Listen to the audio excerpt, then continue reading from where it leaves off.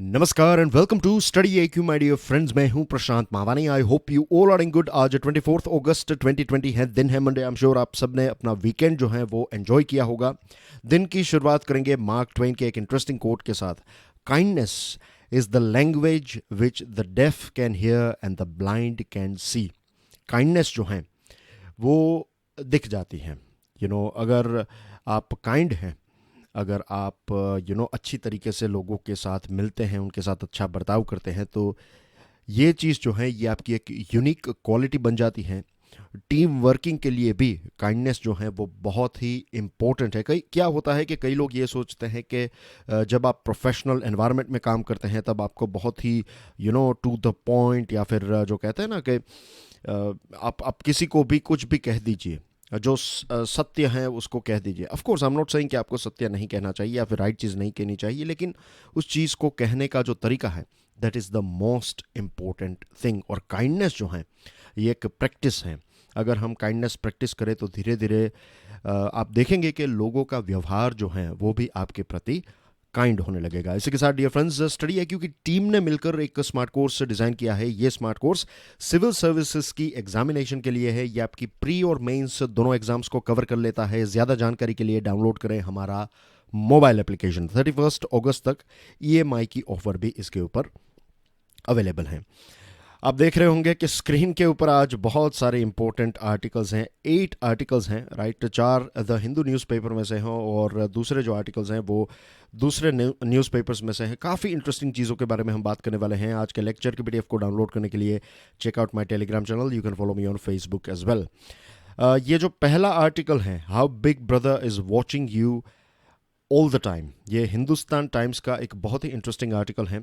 अभी हमने देखा फेसबुक कंट्रोवर्सी के बारे में हमने देखा, और जो आंखी दास जो फेसबुक के एक टॉप एग्जीक्यूटिव हैं हमारे देश में, तो उनके खिलाफ एक क्रिमिनल केस भी फाइल किया गया है। अब ये जो फेसबुक की कंट्रोवर्सी है इसके ऊपर हमें BJP versus Congress type of situation देखने को मिलेगी। और दुखद बात ये होगी कि हमारी जो पार्लियामेंट है उसका जो सेशन है उसमें भी इसी चीज़ को लेकर बहुत सारे डिसरप्शन हमें देखने को मिलेंगे। How big brother is watching you, आपने एक शो देखा होगा, हमारे देश में इसका नाम है बिग बॉस। इंग्लैंड में इस शो का नाम है बिग ब्रदर। और मैं टॉपिक के बाहर नहीं जा रहा हूँ, I am just telling you कि ये जो नाम आया है बिग ब्रदर, तो ये एक बहुत ही फेमस पोएट थे, आई थिंक ऑस्कर वाइल्ड ने ये टर्म जो है बिग ब्रदर इसको कॉइन किया था। तो जो बेसिकली शो हैं जिसमें आपके ऊपर नज़र रखी जाती हैं, तो इस प्रकार से अब ये जो यहाँ पर जो बिग ब्रदर की बात है, जो सोशल मीडिया है, इंटरनेट है, उसमें बहुत सारे ऐसी एंटिटीज़ हैं जो हमारे ऊपर नज़र रखती हैं। आरोग्य सेतु ऐप जो कोविड-19 के टाइम पर हम सब ने डाउनलोड किया, इसका इस्तेमाल किया जा रहा था, इसको मैंडेटरी बनाया गया था कि अगर आप घर से बाहर निकल रहे हैं then you must have Aarogya Setu app. अगर आप ऑफिस जा रहे हैं तो आपको आरोग्य सेतु ऐप जो है वो यूज़ करना पड़ेगा।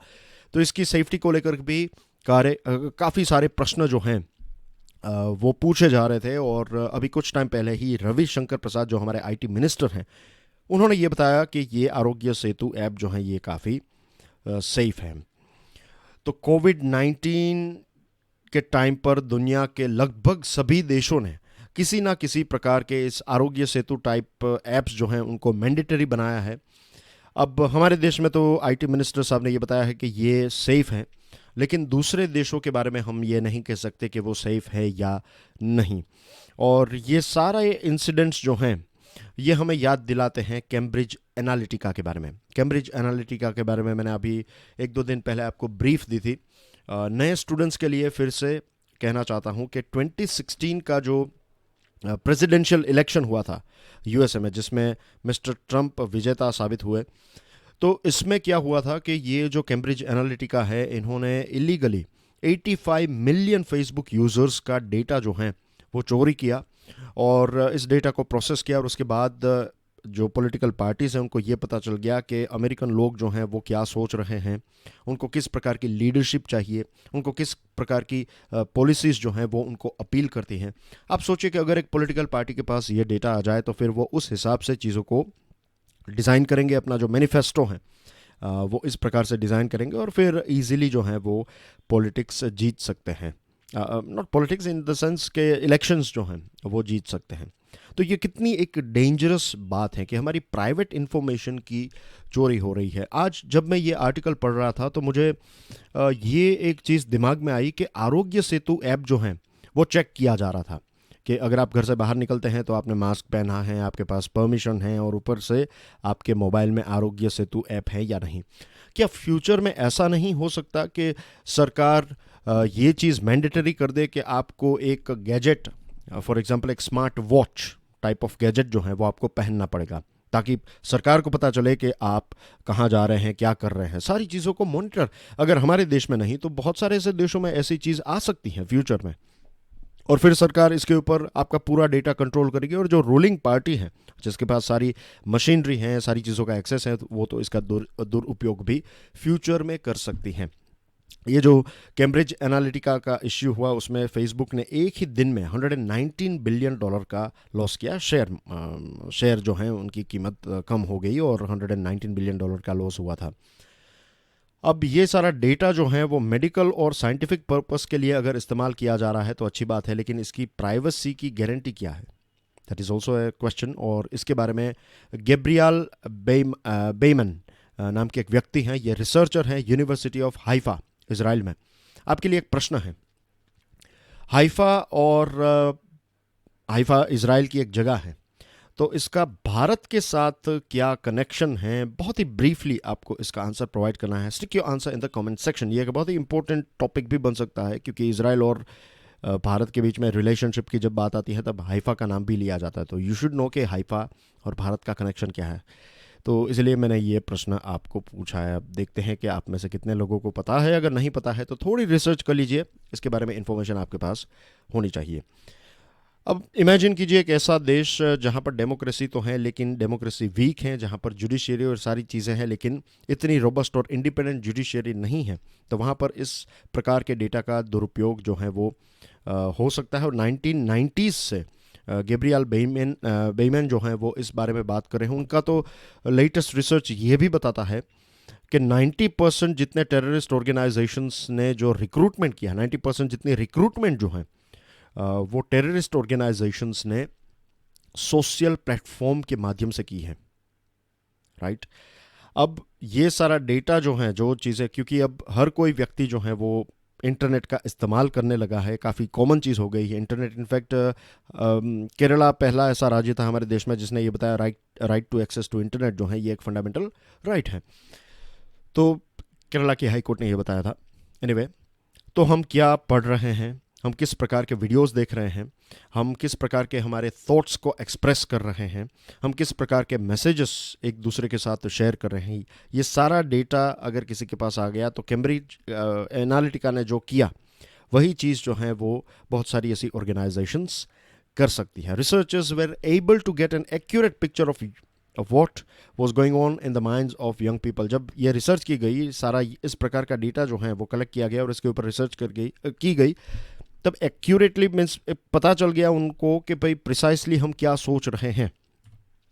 जो सोशल मीडिया का मैंने आपको एग्जांपल दिया, ये एक व्यक्ति बहुत ही फेमस था, जिहादी जॉन इसका नाम था, ये ब्रिटेन का था, लेकिन सोशल मीडिया के माध्यम से इसको रिक्रूट किया गया और फिर सीरिया और इन सारी जगहों पर बहुत सारे लोगों को इस व्यक्ति ने बी हेड किया है। हमारे देश में भी यही प्रॉब्लम है। ज़्यादातर हमारे यंगस्टर्स जो हैं वो इस प्रकार के ऑर्गेनाइजेशंस में पार्ट लेते हैं, वो सोशल मीडिया प्लेटफॉर्म से ही उनको रिक्रूट किया जाता है। तो ऐसी कोई गारंटी नहीं है कि टेररिस्ट ऑर्गेनाइजेशन या फिर एनार्किस्ट ग्रुप अगर कोई है, फॉरेन गवर्नमेंट, रोग गवर्नमेंट यानी कि एक कह सकते हैं आप दुष्ट अगर कोई गवर्नमेंट है, प्रेडेटरी ड्रग कंपनीज हैं, अगर कोई स्ट्रेस में है और फिर आप सोचिए ये सारी चीज़ें वो डिस्कस कर रहे हैं और कोई उनको इस प्रकार के सब्सटेंसेस बेचे कि भाई आप ये लीजिए, आपको इससे प्रॉब्लम सॉल्व हो जाएगा, ये सारी चीज़ें जो हैं वो होती होगी या फिर हो सकती हैं। तो इन्फॉर्मेशन जो है, जिसको कहते हैं कि ये एक नया ऑयल है, इस ज़माने का नया ऑयल है, तो इसको प्रोटेक्ट करना जो है वो हर एक देश के हित में है, वरना हमारे सिटीजन्स को हम एक बहुत ही बड़े डेंजर में धकेल रहे हैं। इस आर्टिकल में द गुलाग आर्किपेलागो एक किताब है, द गुलाग आर्किपेलागो। ये जो किताब है ये लिखी थी एक रशियन व्यक्ति ने, अलेक्जेंडर जोलहेनस्की ऐसा कुछ नाम था उनका।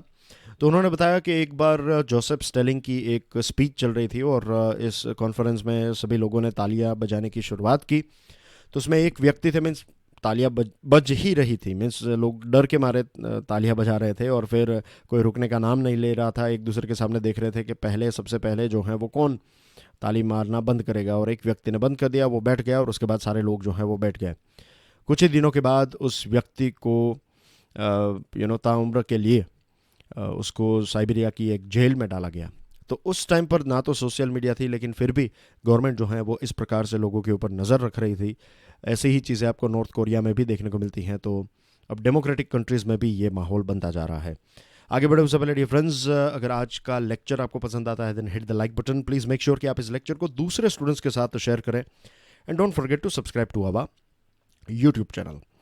फिर दूसरा आर्टिकल जो है ये ट्रिब्यून न्यूज़पेपर से है। ये लिखा है तिलक देवाशर साहब ने, ये मेंबर है नेशनल सिक्योरिटी एडवाइजरी बोर्ड के। और यहाँ पर जो विगर मुस्लिम्स हैं, ये बेसिकली तुर्कमेनिस्तान जो है तुर्किक एथनिक ग्रुप है, और ज़्यादातर विगर लोग जो हैं वो मुस्लिम या फिर इस्लाम धर्म का पालन करते हैं।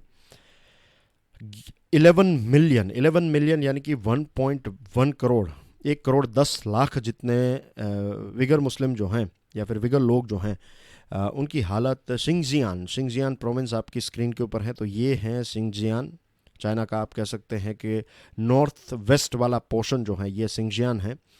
और शिंगजियान में जो विगर मुस्लिम्स हैं उनकी हालत बहुत ही ख़राब है। बहुत सारे रिपोर्ट्स इसके बारे में अलग अलग आपको BBC, अल जज़ीरा, CNN, बहुत सारी ऐसी इंटरनेशनल मीडिया हाउस हैं जहां पर आपको इनके बहुत सारे वीडियोस देखने को मिलेंगे।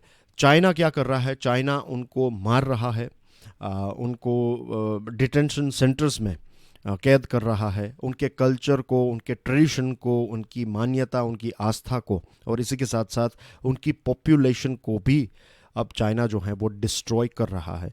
नाजी के टाइम पर, जो नाजी हिटलर के टाइम पर जिस प्रकार की चीज़ें चल रही थी, आपने देखा कैसे यहूदियों के साथ उनकी किडनीज निकाली जा रही थी, उनके ऊपर एक्सपेरिमेंट किए जा रहे थे। ये सारी चीज़ें जो हैं वो चाइना विगर्स के साथ कर रहा है आज के ज़माने में, 2020 में। Can you believe it? इन सारी चीज़ों की शुरुआत हुई 2009 से। 2009 की बात है जब विगर्स और हान चाइनीज़ के बीच में झगड़ा हुआ था। उसमें 200 जितने हान जो हैं उनकी मृत्यु हो गई थी, और उसके बाद कुछ टाइम के तब से चाइना ने उनके साथ एक इस प्रकार का व्यवहार करने की शुरुआत की। 2014 में आए शी जिनपिंग, तो उनके टाइम में तो इस चीज़ को और ज़्यादा इंटेंसिफाई कर दिया। और 2017 में चाइना ने इसको देखा कितना अच्छा नाम दिया है, vocational education and training centre. ये डिटेंशन कैंप्स जो हैं उसको चाइना ऐसा नहीं कहता कि ये डिटेंशन कैंप है, चाइना कहता है ये तो vocational education and training centre है, यहाँ पर तो हम लोगों को एजुकेट और ट्रेन कर रहे हैं। But reality is all together different. ASPI यानी कि ऑस्ट्रेलियन स्ट्रेटेजिक पॉलिसी इंस्टीट्यूट ने भी अपनी रिसर्च में बताया कि 80,000 जितने डिटेनीज जो हैं उनको 27 फैक्ट्रीज में 2017 में ट्रांसफ़र किया गया था। विगर्स जो हैं उनके ऊपर सर्वेलेंस किया जाता है, उनके ऊपर नज़र रखी जाती है। जो हमें अभी हमने बात की ये ऑनलाइन सर्वे की, नॉट ऑनलाइन सर्वे लेकिन सर्वेलेंस की, जो मैंने आपको बताया कि डेटा का इस्तेमाल किया जाता है, दुरुपयोग किया जाता है, तो उसका बेस्ट एग्जांपल है चाइना। अगर आप एक दूसरे के साथ बात कर रहे हैं, अगर आप कोई पर्टिकुलर मॉस्क में जा रहे हैं, अगर आप कुरानिक वर्सेस को एक दूसरे के साथ जो आयतें हैं वो एक दूसरे के साथ टेक्स्ट मैसेज में या फिर व्हाट्सएप एक्सेट्रा में, वहाँ का जो भी लोकल चाइना में अलाउड हैं ये मैसेजिंग ऐप, तो ये सारी चीज़ों के ऊपर नज़र रखी जाती हैं। अगर आप लंबी दाढ़ी रखते हैं, अगर आप पोर्क खाने से मना करते हैं, अगर आपने फॉरेन ट्रैवल किया है, तो ये सारे लोगों के ऊपर नज़र रखी जाती है। ज़ापिया नाम का एक मोबाइल ऐप है, इसका इस्तेमाल करने वाले लोगों को भी यहाँ पर कैद किया गया है। और चाइना जो है वो इस्लामिक बिलीफ को कुचल रहा है। वहाँ पर बहुत सारी ऐसी मस्जिदें थी, उनको कन्वर्ट करके, इस आर्टिकल में लिखा गया है कि उनको कन्वर्ट करके वहाँ पर पब्लिक टॉयलेट बनाया गया है। 1000 साल पुरानी जो मस्जिद थी तो उसको भी डिस्ट्रॉय किया गया है। सैटेलाइट की इमेजेस से पता चलता है कि अब वहाँ पर कुछ नहीं है। और वहाँ की महिलाएं जो हैं उनको फोर्सफुली प्रेगनेंसी टेस्ट करवाई जाती हैं। अगर वो प्रेग्नेंट हैं तो उनका एबॉर्शन करवाया जाता है। बर्थ रेट भी काफ़ी वहाँ पर ड्रॉप हुए हैं, आंकड़े आपकी स्क्रीन के ऊपर हैं। मेडिकल टेस्टिंग, जैसे मैंने आपको बताया कि किडनीज निकाली जाती हैं, आंखें निकाली जाती हैं, तो ये सारी चीज़ें भी, इस प्रकार के मेडिकल एक्सपेरिमेंट्स जो हैं वो उनके ऊपर हो रहे हैं। बहुत सारे ऐसे सो कॉल्ड इस्लामिक देश हैं, मैं इसीलिए इनको सो कॉल्ड बता रहा हूँ क्योंकि जब भारत की बात आती है तब ये कहते हैं कि भारत में मुसलमानों के साथ दुर्व्यवहार होता है या फिर उनके साथ जेनोसाइड एक्सेट्रा, ये सारी चीज़ें होती है। लेकिन जब चाइना ऐसी चीज़ें करता है तब ये सारे देश जो हैं वो कुछ नहीं करते। वो चाइना के बहुत अच्छे मित्र हैं, जैसे कि टर्की। 2019 में टर्की के जो प्रेसिडेंट हैं एर्दोगान, उन्होंने चाइना की इस चीज़ के बारे में अपनी आवाज़ उठाई और चाइना से प्रेशर आया, तब फिर उन्होंने अपने घुटने टेक दिए। Same thing goes with Pakistan. Pakistan जो है वो अपने आप को एक इस्लामिक देश कहता है, मुसलमानों के हित की बातें करता है, बड़ी बड़ी बातें करता है पाकिस्तान, राइट। लेकिन उनके देश की सिचुएशन देखिए, वो कश्मीर के बारे में बोलते हैं लेकिन चाइना का ये जो व्यवहार है उसके ऊपर पाकिस्तान जो है वो कुछ नहीं बोलता है, चुप बैठा है। और इस चीज़ ने, ये विगर के साथ जो चीज़ हो रही है और इसमें पाकिस्तान अपनी चुप्पी बनाए बैठा है, इससे पाकिस्तान का जो रियल फेस है वो भी दुनिया के सामने आ चुका है। इस पॉइंट ऑफ व्यू से देखें तो यूएसए ने काफ़ी एक इम्पोर्टेंट पॉइंट मीन्स स्टेप उठाया है। यूएसए ने जो पार्टी है ये सीपीसी, राइट, चाइनीज़ ये व्हाट वी से पार्टी ऑफ कम्युनिज्म या कम्युनिस्ट पार्टी ऑफ चाइना जो हैं, तो इसके जो मेंबर्स हैं इसके ऊपर चाइना ने यूएसए ने सैंक्शंस लगाए हैं। और एक इनिशिएटिव भी चल रहा है कि बीजिंग में 2022 में जो विंटर ओलंपिक्स होने वाली हैं उसका भी बॉयकॉट किया जाए। फिर बात करते हैं स्पोर्ट्स अवार्ड्स के बारे में। स्पोर्ट्स अवार्ड्स अभी रिलीज़ किए गए, 2020 का रिलीज़ किया गया स्पोर्ट्स अवार्ड। हमने न्यूज़ आइटम के तौर पर मैंने एक न्यूज़ भी आपके साथ शेयर किया था और इसके ऊपर मेरे कलीग ने एक वीडियो भी बनाया था। अंकित अग्रवाल साहब ने एक वीडियो बनाया है, आप उसको हमारी चैनल के ऊपर देख सकते हैं। अब इस पर्टिकुलर आर्टिकल में बहुत ही इंटरेस्टिंग चीज़ें हमारे सामने आई हैं। द क्वेश्चन इज़ कि क्यों इतने सारे अवार्ड्स जो हैं वो दिए गए हैं। अगर आप देखें तो 29 स्पोर्ट्स पर्सन को अर्जुन अवार्ड दिए गए हैं, राइट। जो गाइडलाइंस थी उससे 14 लोगों को ज़्यादा दिया गया है। द्रोणाचार्य अवार्ड जो है वो 5 लोगों को दिया जाता था, अब 13 लोगों को दिया गया है। खेल रत्न जो हैं वो 5 लोगों को, एक व्यक्ति की जगह 5 लोगों को दिया गया है। हमारे देश में अगर आप देखें तो चेस जो हैं वो काफ़ी फेमस हुई हैं। चेस में इंटरनेशनल लेवल पर भी हमने काफ़ी अच्छा परफॉर्म किया है, लेकिन चेस के एक भी कोच को 2006 के बाद आज तक द्रोणाचार्य अवार्ड जो है वो नहीं दिया गया है। खो खो को हम कंसिडर नहीं करते या फिर खो खो जो है उसको इतना ज़्यादा इम्पोर्टेंस नहीं दिया जाता है। और खेल रत्न जो अवार्ड हैं ये प्योरली डिस्क्रिशन के ऊपर दिया जाता है और इसमें बहुत सारी चीज़ें, पॉलिटिकल प्रेशर, ये सारी चीज़ें भी होती हैं कि कोई आपका फेवरेट प्लेयर हैं, अगर उनको पर्टिकुलर पॉलिटिकल पार्टी के साथ कोई लगाव है एक्सेट्रा तो उनको दिया जाता है। यहाँ पर एग्जांपल दिया गया है मनिका बत्रा का। मनिका बत्रा ने अर्जुन अवार्ड जीता था 2018 में। उनका परफॉर्मेंस कॉमनवेल्थ और एशियन गेम्स में काफ़ी अच्छा था, लेकिन रिसेंट टाइम में अगर आप देखें तो उनका परफॉर्मेंस इतना अच्छा नहीं है, फिर भी उनको खेल रत्न अवार्ड क्यों दिया गया है। रानी रामपाल जो हैं उनको ये हॉकी टीम के कैप्टन हैं, तो उनको भी खेल रत्न दिया गया है, लेकिन उनके अचीवमेंट्स के ऊपर नज़र डालें तो means as per this article लगता है कि उनका कोई अचीवमेंट इतना ख़ास नहीं है।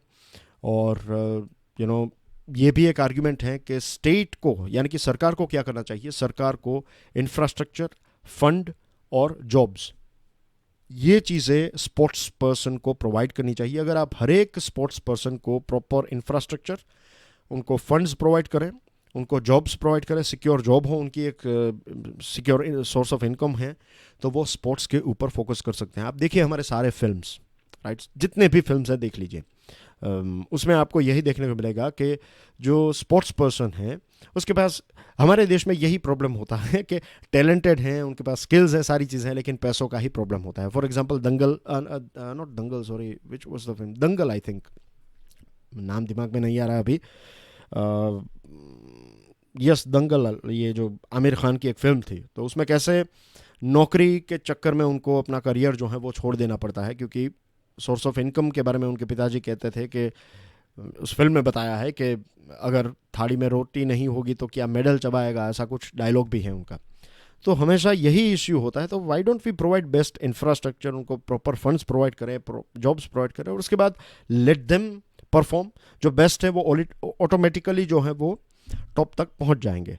लेकिन फिर बात आती है पॉपुलिज्म की, यानी कि चीज़ें जो जो फेम है, ग्लिटर हैं, आपको अवार्ड मिलेगा तो आप न्यूज़ में रहेंगे, और ये सारी फिर बहुत सारी ब्रांड्स आपको एडवर्टीजमेंट्स ऑफर करेगी, और फिर पूरा नेक्सस हो सकता है। और यही लोग जो हैं वो फ्यूचर में पॉलिटिकल पार्टीज़ के लिए भी कैंपेनिंग कर सकते हैं, isn't it.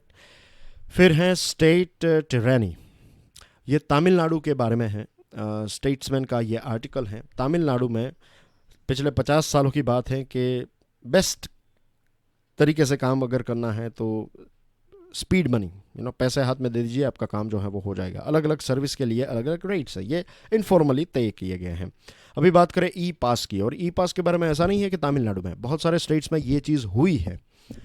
E pass, lockdown के टाइम पर अगर आपको बाहर जाना है then you need an E pass. अब ई पास को निकालने की कोई भी ऐसी क्लीन प्रोसीजर नहीं थी। आप अप्लाई कीजिए, अगर आपके रिश्तेदार हैं, अगर आपको कोई पहचानता है, या फिर अगर आप पैसे दे सकते हैं तो ई पास निकल जाएगा। आई एम श्योर आपने बहुत सारे ऐसे लोग भी देखे होंगे जिनके पास ई पास था लॉकडाउन के टाइम पर, और वो ऐसे ही घूमते रहते थे। ऐसा कोई ख़ास काम नहीं था, लेकिन कुछ ना कुछ कनेक्शन से उन्होंने इस प्रकार के ई पासेस जो हैं वो निकाल लिए थे। मद्रास हाईकोर्ट ने इस चीज़ को नोटिस किया है, और मद्रास हाईकोर्ट ने राज्य सरकार को बताया है कि आप इस प्रकार की कंप्लेंट्स को सीरियसली नोट कीजिए और सीरियसली इसके ऊपर एक्शन लीजिए। जस्टिस एन किरू बकरान और वी एम वेलुमनी, इनके डिवीजन बेंच ने यह बताया, for the past few months people have been unable to work और travel from one place to another for various purposes and they have been put to untold misery. Though the government is not responsible for the present situation, some corrupt officials involved in issuing e-passes are bent upon making a bounty. ऐसे time पर भी कुछ ऐसे officials हैं जो पैसे बना रहे हैं, right. They are like cruel blood thirsty wolves. ये जो कहते हैं हम भेड़िए की तरह हैं, कि जो इस ऐसे समय में भी लोगों से 5,000, 500, 200, 2,000 इतने कुछ पैसे जो हैं वो ले रहे हैं। मद्रास हाई कोर्ट के जो चीफ जस्टिस साहब हैं, उन्होंने ई पास को अनकॉन्स्टिट्यूशनल नहीं ठहराया है। उन्होंने कहा कि स्टेट गवर्नमेंट जो है लोगों को रोकने के लिए ई पासेस को, मीन्स ये ई पास वाला जो नियम है वो अनकॉन्स्टिट्यूशनल नहीं है, क्योंकि कोरोना वायरस को रोकना है। लेकिन इसमें जो करप्शन हो रहा है इसको तो डेफिनेटली इसके साथ एक बहुत ही कड़क कार्यवाही जो है वो होनी चाहिए। Thinking through the Nepal policy, ये आर्टिकल लिखा है श्याम सरन साहब ने। ये हमारे भारत के फॉरेन सेक्रेटरी रह चुके हैं 2002 से लेकर 2004 के टाइम पर। ये एम्बेसडर भी थे, भारत के राजदूत थे टू नेपाल। इस आर्टिकल में उन्होंने लिखा है कि जो वहाँ के प्राइम मिनिस्टर हैं, उन्होंने 15 अगस्त को हमारे प्राइम मिनिस्टर साहब को एक टेलीफोन किया और भारत को इंडिपेंडेंस डे की बधाई दी। And that's a good thing, that's a positive thing, क्योंकि रिलेशनशिप जो है वो काफ़ी अप डाउन हमें देखने को, इनफैक्ट डाउन ही हमें पिछले कुछ टाइम से देखने को मिल रहा था। 17 अगस्त को India Nepal joint project monitoring committee की एक मीटिंग हुई, और इसमें इंडियन एम्बेसडर थे और नेपाल के फॉरेन सेक्रेटरी थे। बहुत सारे जो बायलैटरल कोऑपरेशन के प्रोजेक्ट्स हैं उनको रिव्यू किया गया, उनके प्रोग्रेस को रिव्यू किया गया। और अब एक मीटिंग भी होने वाली है, इंडिया नेपाल जॉइंट कमीशन की मीटिंग, जो फॉरेन मिनिस्टर्स लेवल की ये मीटिंग है। ये पिछले अक्टूबर से नहीं हुई है, अब लगता है कोरोना वायरस की वजह से ये वर्चुअली ही होगी। अब दोनों देशों के बीच में जो रिलेशन है उसके बारे में हमने काफ़ी सारी बातचीत की है। मैंने आपको एग्जांपल्स दिया था, रोटी बेटी का रिलेशनशिप है, और मिलिट्री पॉइंट ऑफ व्यू से हमने देखा था गुरखा रेजिमेंट, और बहुत सारी चीज़ों के बारे में हमने बात की है। तो उन सारी चीज़ों को मैं यहाँ पर रिपीट नहीं कर रहा हूँ। यहाँ पर कुछ इंटरेस्टिंग पॉइंट्स शेयर किए गए हैं, जैसे कि ये काला पानी और सुस्ता को लेकर जो नेपाल ने एक क्लेम किया है, आप ऐसे यूनिलैटरल, यानी कि आप खुद ही ऐसी चीज़ें नहीं कह सकते। नेपाल ने तो एक कॉन्स्टिट्यूशनल अमेंडमेंट किया, नया मैप उन्होंने इश्यू किया है, और ये सारी चीज़ें जो हैं वो काफ़ी ख़तरनाक हैं, क्योंकि दोनों देशों के बीच में फिर कंट्रोवर्सीज होगी, अनस्टेबिलिटी आएगी, रिलेशनशिप जो है वो बिगड़ जाएंगे। ट्रीटी ऑफ सुगौली जो है 1816 की ट्रीटी है, ये नेपाल के राजा और उस टाइम पर ईस्ट इंडिया कंपनी के बीच में हुई थी, और उसमें काली रिवर को क्लियरली बताया गया है। और एक लंबे टाइम से नेपाल ने इसी काली रिवर को माना है कि यही उनकी बाउंड्री है भारत के साथ। अब all of the sudden Nepal ये कहता है कि नहीं नहीं ये नहीं, इसकी जो दूसरी ट्रिब्यूटरीज हैं उसको हम काली कहते हैं। 1969 का एक बहुत ही इंटरेस्टिंग एग्जाम्पल यहाँ पर दिया है, ये एक एविडेंस के तौर पर है कि प्राइम मिनिस्टर थे उस टाइम पर नेपाल के कीर्ति निधि बिष्ट। कीर्ति निधि बिष्ट ने भारत सरकार को ये बताया कि हमारे 17 ऐसे विलेजेस हैं जहाँ पर इंडियन मिलिट्री पर्सोनल जो हैं वो वहाँ पर हैं, तो आप इनको विड्रॉ, आप इनको यहाँ से हटा दीजिए। तो ये पूरे गाँव का लिस्ट जो है उसमें आपको लिपू लेक और काला पानी ये दोनों नाम नहीं नज़र आ रहे हैं। तो अगर ये उनकी टेरिटरी होती तो वो उसी टाइम पर भी ये बता देते, लेकिन उस टाइम पर उन्होंने नहीं बताया। 1954 में जो चाइना है, चाइना ने भी एक्सेप्ट किया है कि लिपू लेक पास जो है वो भारत की टेरिटरी है। नेपाल और चाइना के बीच में जो बाउंड्री एग्रीमेंट हुआ 1960s में, उसमें भी इस चीज़ का मेंशन नहीं है।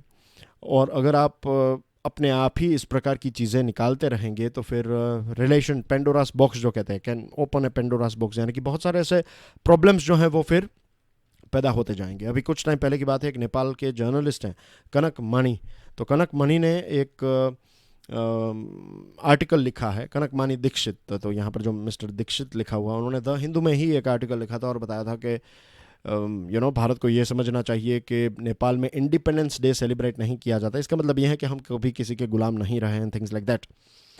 अब मैं उनका अपमान नहीं करना चाहता, किसी का भी अपमान नहीं करना चाहता, लेकिन द थिंग इज़ कि उनको ये भी नहीं भूलना चाहिए कि उन्हीं लोगों का इस्तेमाल, जो गुरखा रेजिमेंट हैं या फिर नेपाल के लोगों को रिक्रूट किया जा रहा था, और उन्हीं लोगों ने जलियांवाला बाग में जनरल डायर ने ऑर्डर दिए थे, लेकिन जो बंदूकें थी वो किसने चलाई थी, तो उस टाइम पर भारत स्वतंत्रता के लिए लड़ रहा था। अगर आप इंडिपेंडेंस और इन सारी चीज़ों के बारे में बात करें तो फिर आपको ये भी चीज़ माननी पड़ेगी कि ब्रिटिश अगर एक जो कहते हैं कुल्हाड़ी थे, तो उस कुल्हाड़ी का जो हैंडल है, राइट, वो आप थे या फिर आपके लोगों का इस प्रकार से इस्तेमाल किया गया था।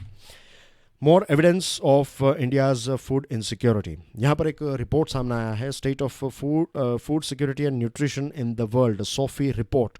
और दुखद बात है कि सोफी रिपोर्ट के मुताबिक भारत में दुनिया की सबसे बड़ी फूड इनसिक्योर पॉपुलेशन है, सबसे बड़ी फूड इनसिक्योर पॉपुलेशन। हमारा देश कितनी सारी चीज़ें पैदा करता है, लेकिन आज भी हमारे देश में दुनिया के सबसे ज़्यादा लोग जो हैं वो फूड इनसिक्योर हैं। 2017 में सोफी जो है, सोफी ये state of food security and nutrition in the world report ने 2 मेजर्स प्रोवाइड किए हैं। एक है POU यानी कि प्रिवलेंस ऑफ अंडर नरिशमेंट, और दूसरा है prevalence of moderate and severe food insecurity, PMSFI।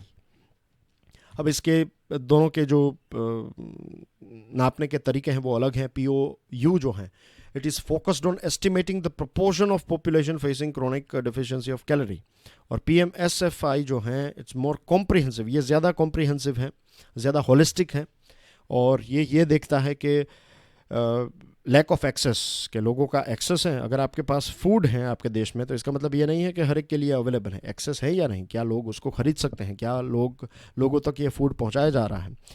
तो access to adequate as well as nutritious food. फिर सिर्फ आप गेहूं और चावल ही देते रहेंगे तो दैट्स नॉट इनफ, उससे उनका पेट भर जाएगा लेकिन न्यूट्रिशन जो है वो उनको नहीं मिलेगा। इस रिपोर्ट में ये बताया कि 2014 से लेकर 2019 के बीच में 3.8% पॉइंट्स जो हैं वो ज़्यादा लोग फूड इनसिक्योर हुए हैं। 2019 में 6.2 करोड़ जितने लोग जो हैं इसमें और ज़्यादा ऐड हुए हैं। तो इस प्रकार के अलग अलग रिपोर्ट्स, ये जो रिपोर्ट्स और उनके तरीके हैं उसमें ये पता चलता है कि भारत ने फूड सिक्योरिटी के पॉइंट ऑफ व्यू से देखें, न्यूट्रिशियस या फिर न्यूट्रिशन पॉइंट ऑफ व्यू से देखें तो भारत का परफॉर्मेंस जो है वो काफ़ी ख़राब रहा है। इसमें फूड इनसिक्योरिटी एक्सपीरियंस स्केल एक गोल्ड स्टैंडर्ड माना जाता है, FAO के द्वारा इसको तैयार किया गया है और उसमें भी यही चीज़ हमें नज़र आ रही है। आंकड़े आपकी स्क्रीन के ऊपर हैं। This estimates show that while 27.8% of India's population suffered from moderate or severe food insecurity in 2014-16, the proportion rose to 31.6 in 2017-19. 2014 से 16 में देखिए 27.8% जितनी पॉपुलेशन सफ़र कर रही थी मॉडरेट या फिर severe form of food insecurity का, ये इंक्रीज़ होकर 31.6% हो गया है 2017-19 में।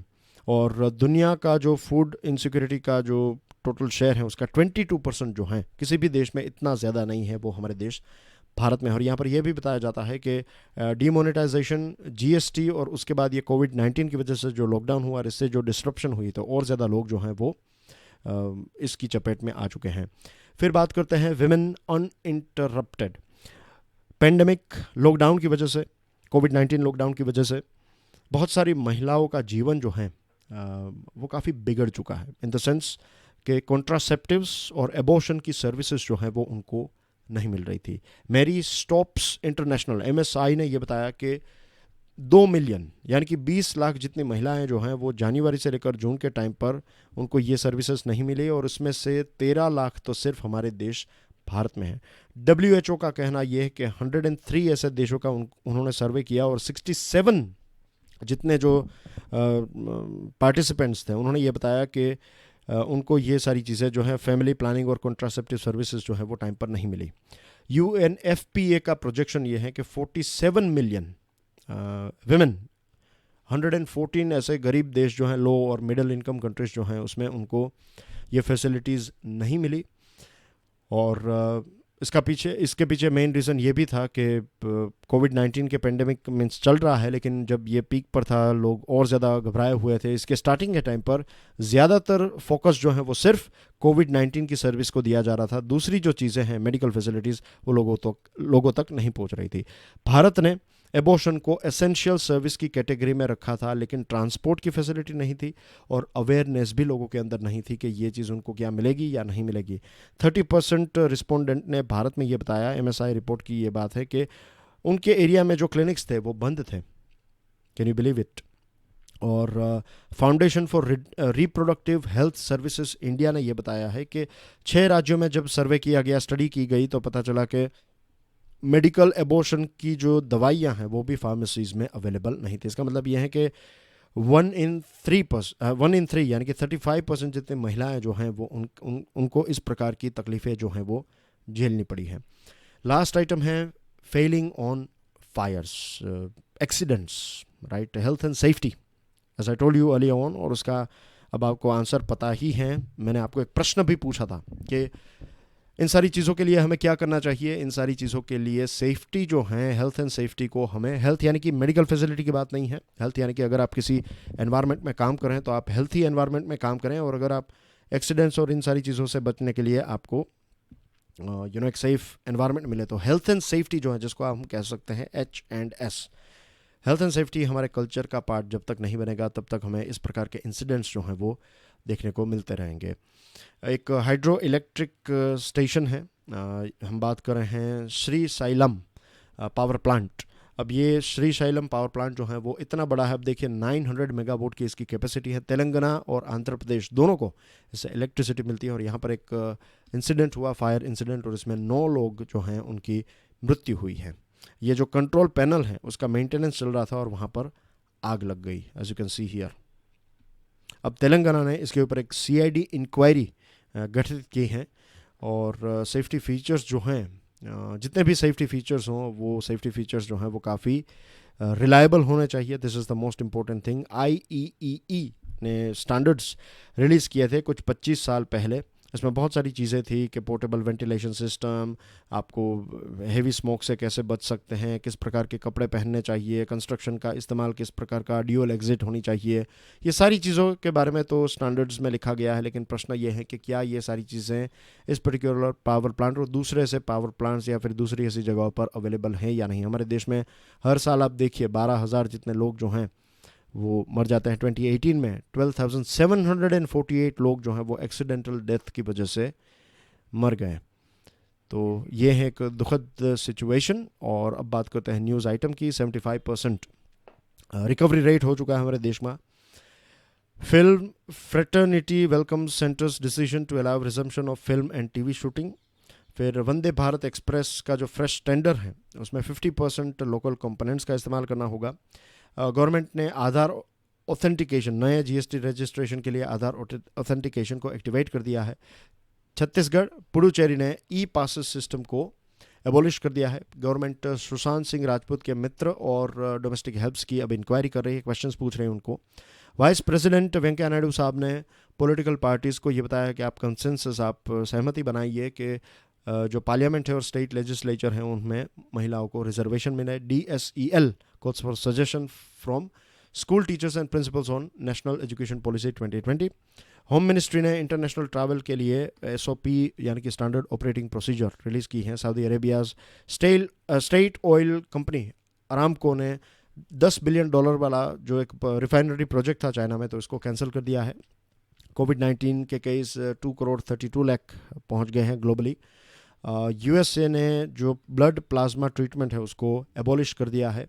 इंडोनेशिया में सिनाबंग वोल्केनो है, उसने नई हॉट ऐश बर्स्ट की है, और कोविड-19 रिकवरीज जो है वो बांग्लादेश में इंप्रूव हुई है। And that's everything in today's discussion, dear friends. Thank you very much for watching this video. I'll see you soon with daily financial news analysis today. Enjoy your studies. Jai Hind.